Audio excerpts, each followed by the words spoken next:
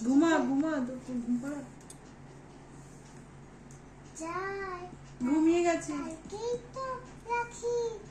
তাড়াতাড়ি লুকিয়ে লুকিয়ে রাখি তার গিফটটা নিয়ে আসি রাখিটা কত চুচু তার ব্যাটার বলতে কত চুচু সকাল হয়ে গেছে সকাল হয়ে উঠে গেছে গেছি চলো রাখি পরাই টিপ দি কাজল দি চলো হয়ে গেছে হ্যাঁ গিফট কই দিদি এই তো নাও